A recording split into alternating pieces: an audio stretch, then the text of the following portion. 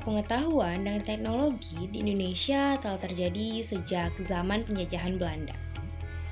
Awal mula iptek masuk ke Indonesia setelah Belanda memperkenalkan senjata modern dan alat transportasi dan juga kendaraan tempur untuk rakyat pribumi. Kepedulian terhadap perkembangan ilmu pengetahuan dan teknologi sudah dikembangkan sejak zaman kolonial. Karya ilmiah ini dimulai pada abad ke-16 oleh Jacob Bontius yang mempelajari tentang flora Indonesia. Pada akhir abad ke-18, pemerintah Hindia Belanda mendirikan Lembaga Ilmu Pengetahuan dan Teknologi Bataviaanschappen van Wetenschappen atau BGWK. Dan juga Lembaga Biologi Molekular Eichmann. BGWK sekarang lebih dikenal dengan nama Museum Gajah. Pada tahun 1817, CGL Renwaard mendirikan Kebun Raya Indonesia atau juga disebut dengan Esland Plantation di Bogor. Pada tahun 1928, Hindia Belanda mendirikan Natuurwetenschapp College, Radboud, Netherlands, Indi. Kemudian pada tahun 1948, lembaga tersebut diubah menjadi Organisasi for Natuurwetenschap Onderzoek, organisasi untuk penyelidikan dalam ilmu pengetahuan alam, atau juga disebut dengan OPIPA. Lembaga ini menjalankan tugasnya sampai dengan tahun 1956. Pada tahun 1956, melalui Undang-Undang Nomor 6 Tahun 1956, pemerintah Indonesia membentuk Majelis Ilmu Pengetahuan Indonesia atau disebut juga MIPI dengan tugas pokok sebagai 1. Membimbing perkembangan iptek, 2. Memberi pertimbangan kepada pemerintah dalam hal kebijakan ilmu pengetahuan. Pemerintah Indonesia pada tahun 1962 membentuk Departemen Urusan Riset Nasional atau juga Durennas dan menempatkan MIPI di dalamnya.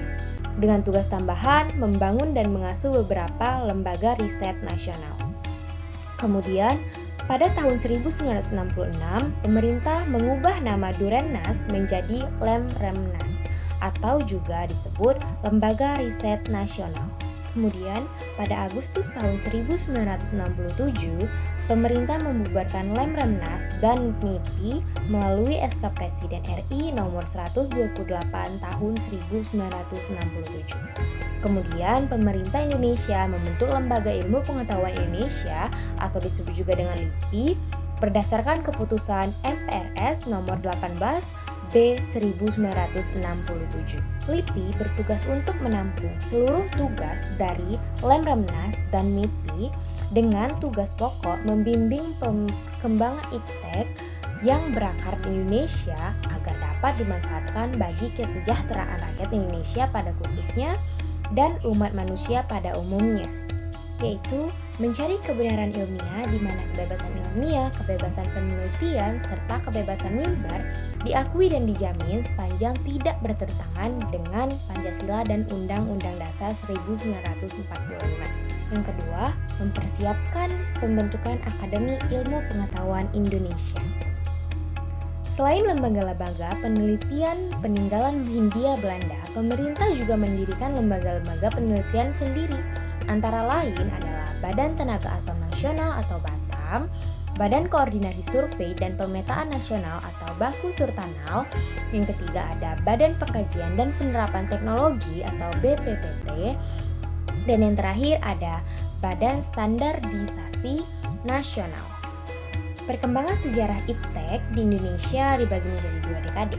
Dekade pertama yaitu pada tahun 1945 sampai dengan 1960. Yang dimana bangsa Indonesia mulai mengenal arti teknologi produksi walaupun masih dalam tingkat pasif dan penuh ketergantungan oleh pihak luar. Hasil dari pengenalan iptek untuk pertama kali yaitu pembangunan pabrik semen di Gresik, pabrik kertas di Gelabak, pabrik gelas dan kosmetik di Surabaya pada tahun 1950-an. Pada dekade kedua, yaitu pada tahun 1976 dengan mendirikan pabrik pesawat terbang di Bandung, diberi nama Industri Pesawat Terbang Nurtanio atau IPTN, menggunakan teknologi yang lebih canggih. Teknologi ini mengacu pada teknologi Jerman karena dipelopori oleh Bapak B.J. Habibie. Selain lembaga-lembaga penelitian, teknologi Indonesia juga mengalami perkembangan. Dalam bidang komunikasi, pemerintah RI membeli satelit yang diberi nama Komunikasi Satelit Domestik Palapa atau sering kita sebut sebagai SKSD Palapa. Selain itu, lembaga-lembaga siaran radio dan televisi juga mengalami perkembangan pesat sejak awal kemerdekaan. Saya Aulia Gunawan akan menyampaikan tentang materi Industri Dirgantara Nasional. Perkembangan teknologi di Indonesia sangat diuntungkan oleh booming minyak yang terjadi pada tahun 1970. Booming minyak memberikan keuntungan tersendiri bagi pemerintah Indonesia ketika pemerintah Orde Baru merancang ahli teknologi tinggi, khususnya pembuatan industri pesawat terbang nasional. Perkembangan industri pesawat terbang berawal ketika Presiden Soeharto memanggil pulang ahli aeronika lulusan Universitas Aachen di Jerman, B.J. Habibie, pada tahun 1974. Soeharto menugaskan Habibie untuk menyiapkan segala hal terkait perkembangan industri negara nasional. Untuk mendukung kerja B.J. Habibie, Presiden Soeharto menempatkan Habibie sebagai staf divisi perkembangan teknologi tinggi Pertamina. Di sisi lain, hubungan Habibie dengan penguasa juga semakin dekat, membuat kemudahan bagi Habibie dalam mengembangkan ide-idenya. Habibie kemudian mengembangkan industri-industri strategis dengan mendirikan Badan Pengkajian dan Penerapan Teknologi atau BPPT sebagai basis awal pengembangan industri strategis. Di BPPT inilah Habibie merancang dan mengembangkan berbagai industri strategis di Indonesia melalui Badan Perencanaan Industri Strategis atau BPIS. Dari BPIS ini kemudian dikembangkan industri pesawat terbang Nurtanio atau IPTN di Bandung, Perusahaan Armada Laut atau PAL di Surabaya, dan Badan Tenaga Atom Nasional di Serpong. Industri strategis ini menghasilkan berbagai karya nyata IPTN, menghasilkan pesawat sebagai sarana transportasi udara di Indonesia, dan PT PAL berhasil membuat berbagai kapal laut sebagai sarana transportasi laut. Industri pesawat terbang Nurtanio yang bertempat di Bandung mulai beroperasi pada tahun 1976. Dalam mengembangkan industri dirgantara ini, Habibie menggandeng industri-industri pesawat terbang di Eropa, diantaranya adalah MBB yang berkedudukan di Jerman dan CASA yang berkedudukan di Spanyol. Salah satu wujud dari kerjasama ini adalah diperolehnya lisensi pembuatan helikopter NBO 105 dan CN 235. Pada awalnya, IPTN ini hanya memperoleh pengusahaan ahli teknologi tinggi berdasarkan lisensi yang dimiliki. Tahap berikutnya, IPTN diizinkan untuk merakit pesawat-pesawat tersebut di Indonesia. Setelah tahap perakitan berjalan dengan baik, tahap berikutnya, pemberian izin untuk memperoleh komponen-komponen pesawat di Indonesia. Salah satu hasil dari IPTN adalah berhasil memproduksi berbagai jenis pesawat terbang, antara lain yang pertama ada NC212100, helikopter NBL 412, NAS 332 Super Puma, CN 234, CN 235, CN 250, dan N2130.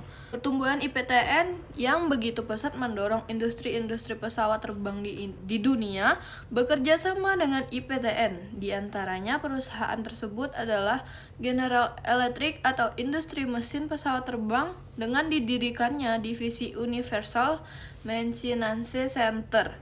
Kerjasama lainnya yang dijalin adalah dengan Boeing, salah satu industri pesawat terbang terbesar di dunia. Kerjasama yang dijalin adalah meningkatkan kemampuan manajemen IPTN agar efisien dan mampu berproduksi secara maksimal. Sekian penjelasan dari saya. Saya, Cika Natasha Putri, akan menjelaskan teknologi komunikasi dan transportasi. Pada tahun 1976, tepatnya tanggal 16 Agustus, merupakan awal revolusi teknologi komunikasi di Indonesia ketika pemerintah Orde Baru mengembangkan sistem teknologi komunikasi berbasis satelit untuk menghubungkan komunikasi di wilayah Indonesia yang luas. Sistem komunikasi satelit yang dikembangkan oleh pemerintah Indonesia dikenal dengan sebutan Sistem Komunikasi Satelit Domestik Palapa atau yang disingkat sebagai SKSD Palapa. Penamaan Palapa diambil dari sumpah yang dilakukan oleh Patih Gajah Mada dalam upaya Nusantara. Pemanfaatan satelit ini mampu mengubah hubungan komunikasi di wilayah Indonesia dan juga di wilayah regional Asia Tenggara. Pengembangan satelit SKSD Palapa ini mendudukkan Indonesia menjadi negara berkembang pertama yang memanfaatkan satelit. Penerapan komunikasi ini mampu memperkuat dan meningkatkan berbagai aspek persatuan di wilayah Nusantara. Salah satunya adalah meningkatnya kualitas komunikasi publik seperti peningkatan kualitas penerimaan penyiaran televisi dan radio di seluruh Indonesia hingga ke tingkat desa. Peningkatan jaringan komunikasi ini dimanfaatkan juga oleh Angkatan Bersenjata Republik Indonesia atau yang dikenal sebagai ABRI untuk meningkatkan komunikasi sebagai lembaga pertahanan dan keamanan nasional. Generasi pertama satelit Palapa beroperasi hingga tahun 1983. Kemudian satelit generasi kedua yaitu B1 dan B2 diikuti generasi berikutnya yaitu C1 dan C2, lalu digantikan dengan satelit Telkom. Selain teknologi komunikasi, pemerintah Indonesia juga mengembangkan sarana dan prasarana transportasi darat yaitu pembangunan jalan bebas hambatan atau dikenal dengan sebutan jalan tol. Jalan bebas hambatan yang pertama adalah pembangunan jalan tol Jakarta-Bogor dan Ciawi yang disingkat menjadi Jalan Tol Jagorawi. Pembangunan jalan tol memanfaatkan teknologi cakar ayam. Teknologi cakar ayam ini merupakan penemuan anak bangsa, yaitu Sediatmo. Teknologi ini mampu membangun pondasi di wilayah rawa-rawa. Teknologi cakar ayam ini kemudian digunakan dalam pembangunan lapangan parkir pesawat. Saya Karina akan menjelaskan mengenai revolusi hijau. Revolusi hijau merupakan upaya pemerintah dalam meningkatkan hasil pertanian melalui kebijakan modernisasi pertanian. Kebijakan ini secara nasional dan intens baru dilakukan pada masa Orde Baru. Ide modernisasi pertanian pertama kali dilakukan oleh mahasiswa Fakultas Pertanian Universitas Indonesia pada 1960 dalam kegiatan demonstrasi massa Demas, yakni untuk memaksimalkan hasil pertanian, memperoleh keuntungan yang tinggi dengan menerapkan prinsip pertanian modern pada sekelompok petani tradisional. Pelaksanaan modernisasi pertanian program ini menerapkan penggunaan varietas unggul pupuk kimia pestisida, perbaikan tata bertanam, dan sebagainya. Program Demas ini menerapkan ekstensi pertanian, yaitu usaha meningkatkan hasil pertanian dengan cara memperluas lahan pertanian yang baru, misalnya membuka hutan dan semak belukar pertanian yang belum dimanfaatkan. Dalam upaya meningkatkan hasil pertanian lebih tinggi, pemerintahan Orde Baru mengembangkan program Demas menjadi intensifikasi masa emas yang terjadi pada tahun 1609, yaitu sebagai program modernisasi pertanian berskala nasional yang targetnya itu pengoptimalan produktivitas lahan dan kualitas pertanian, terutama pertanian padi. Program Satpa Usaha Tani meliputi kegiatan sebagai berikut. Pengolahan tanah yang baik, pengairan yang teratur, pemilihan bibit unggul, pemupukan, pemberantasan hama, dan penyakit tanaman yang serta pengolahan pasca panen. Dalam upaya meningkatkan hasil pertanian, pemerintahan melakukan penataan INAS menjadi intensifikasi khusus infus. Tekannya pada penerapan pasca usaha tani. Sedangkan infus menekankan peningkatan hasil dari setiap hektar sawahnya melalui sabta usaha tani yang menekankannya pada pengembangan teknologi pertanian program. Mengembangkan teknologi ini, pertanian sudah ada dengan penggunaan zat perangsang tumbuhan yang bertujuan meningkatkan hasil dari padi di setiap hektar sawahnya dan juga memfasilitasi kerjasama antar kelompok tani. Penggunaan teknologi dalam pasca panen, terutama mesin pengolahan gabah, membuat gabah semakin cepat diolah menjadi beras dibandingkan dengan pengolahan tradisional. Hal ini berdampak pada orientasi pasar, sangat menopang peningkatan stok beras nasional yang terus bertambah setiap tahunnya. Pada program mekanisme pertanian, tenaga manusia dan hewan bukan menjadi tenaga utama. Mekanisme yang juga terkait dengan program pasca panen yaitu pengolahan hasil panen. Program pengembangan pertanian melalui revolusi hijau berdampak pada peningkatan hasil pertanian, terutama padi, yang membawa Indonesia menjadi negara swasembada beras pada tahun 1987. Keberhasilan ini merupakan dampak positif dari proses modernisasi pertanian dan menerapkan salah satu prestasi yang dicapai pada masa Orde Baru. Sebagian diperjualbelikan di samping disimpan, sebagian cadangan uang mulai mengalir ke pedesaan dan menghidupkan ekonomi di tingkat lokal. Itu adalah hasilnya.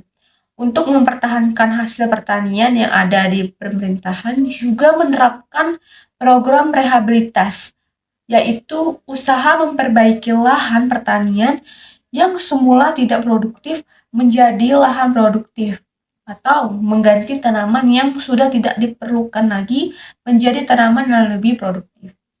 Langkah-langkahnya bisa dilakukan seperti memperluas, memperbaiki, dan memelihara jaringan irigasi, membangun pabrik pupuk, serta pabrik insektisida dan pestisida yang dilaksanakan untuk menunjang proses produksi pertanian.